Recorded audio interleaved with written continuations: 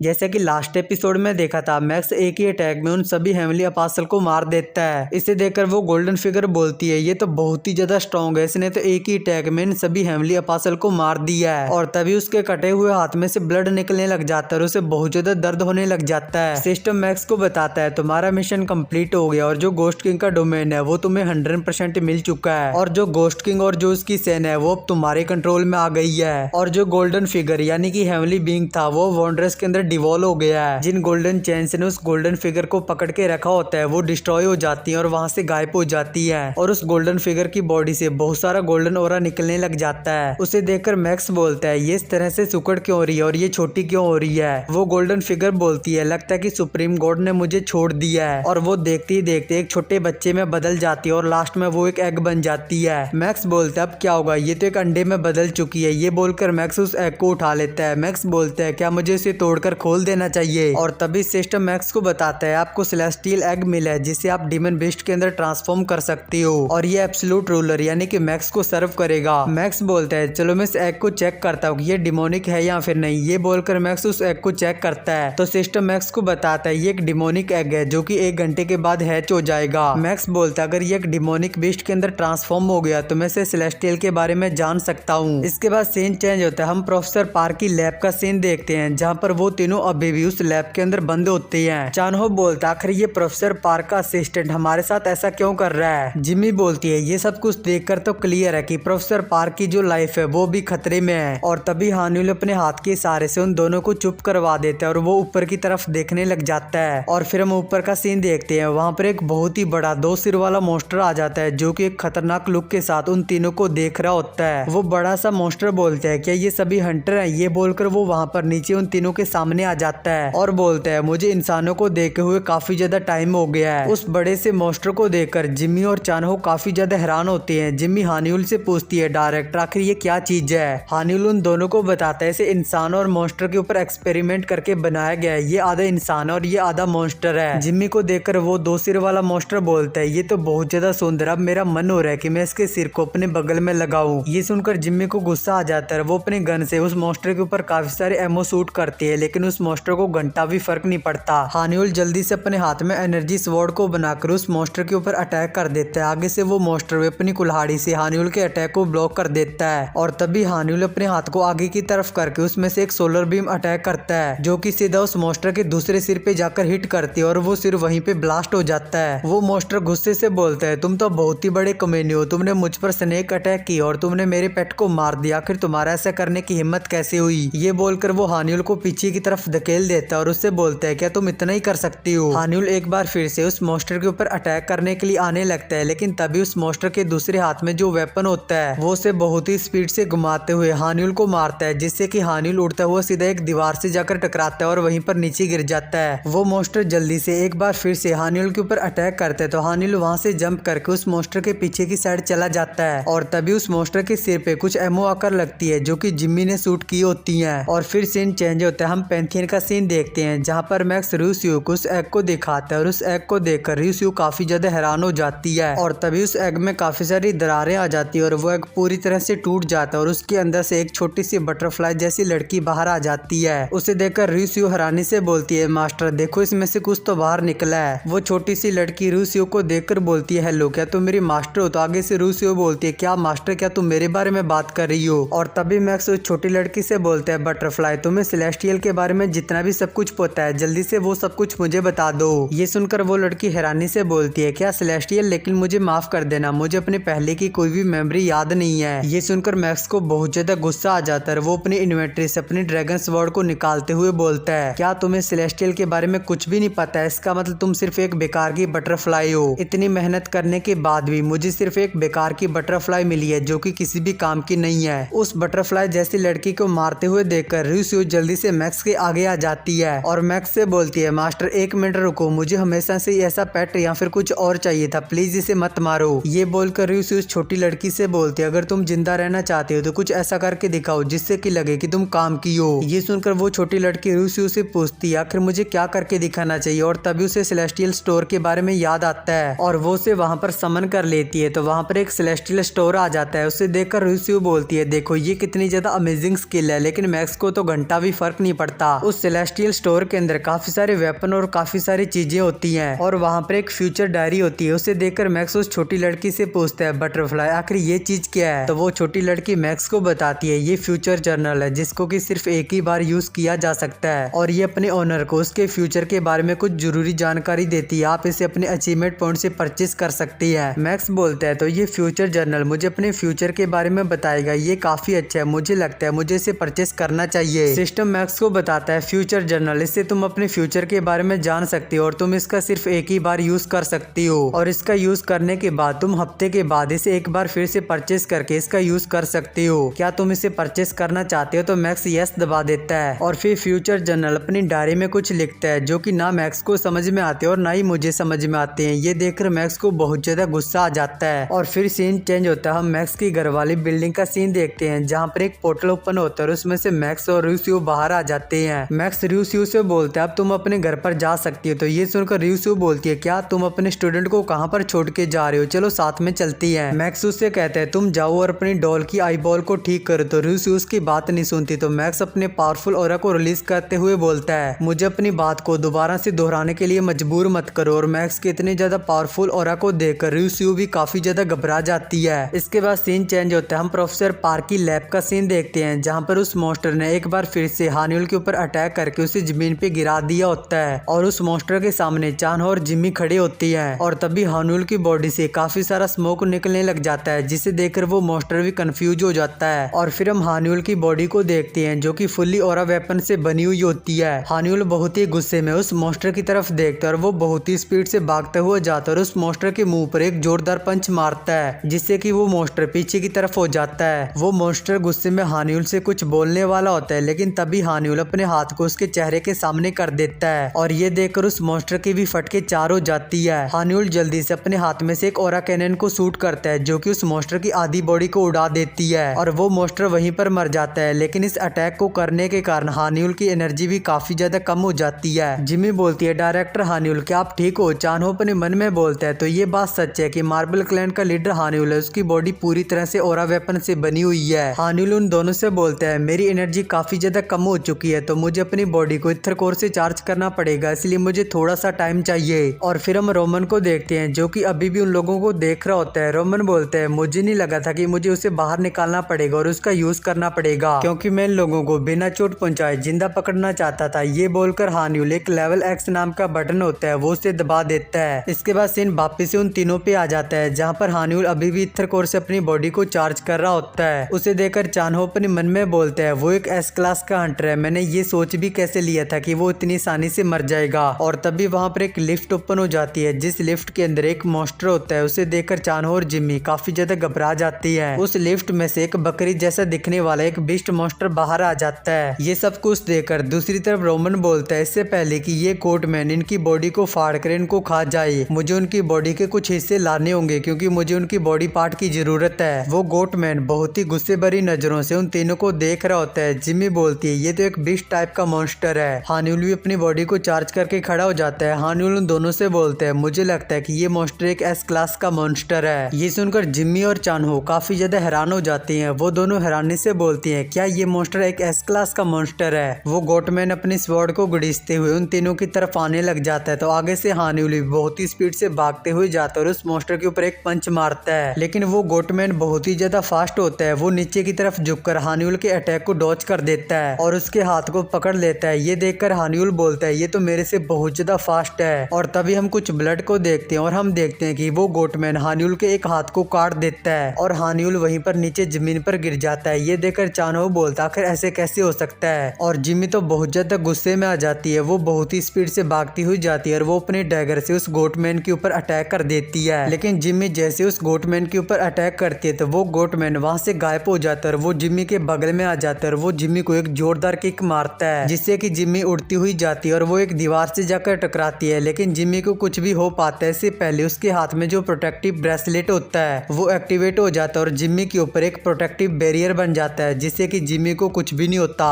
ये देखकर हान्यूल जल्दी से खड़ा हो जाता है। वो उस गोटमैन के ऊपर अपने ऑरा कैनन को शूट करने वाला होता है लेकिन तभी वो गोटमैन बहुत ही स्पीड से मूव करता हुआ उसके पास आ जाता है और हान्यूल के दूसरे हाथ को भी काट देता है और उसके सिर के ऊपर पैर रखे उसे नीचे जमीन में दबा देता है। चानहो चिल्ला के बोलते हैं कमीने बकरी कहीं की, जल्दी से वहीं पर रुक जाओ। तो चानहो की बात सुनकर उस गोटमैन का ध्यान चानहो की तरफ चला जाता है और वो हानियुल के पास से गायब होकर सीधा चानहो के सामने आ जाता है और आगे से चानहो भी अपना औजार और सीना तान के खड़ा होता है। वो गोटमैन चानहो को देखकर एक स्माइल करता है। चानहो स्माइल करते हुए उस गोटमैन से बोलता है मैं किसी ऐसे बंदे को जानता हूँ जो तुमसे भी ज्यादा अमेजिंग है, इसलिए मुझे नहीं लगता कि मैं आज मरने वाला हूँ। इसके बाद वो गोटमैन अपनी स्वॉर्ड को ऊपर की तरफ करके चानहो के ऊपर अटैक कर देता है और चानहो भी अपनी आंखों को बंद कर लेता है। इसके बाद ये वाला एपिसोड यहीं पे एंड होता है। और भाई लोगों, तुम लोगों को क्या लगता है कि चानहो को बचाने के लिए मैक्स आएगा या फिर नहीं, और मैक्स आ गया तो इस गोटमैन का क्या होगा, इसके बारे में तुम लोग कमेंट में बता सकते हो। तो मिलते हैं नेक्स्ट वीडियो में, तब तक के लिए बाय बाय।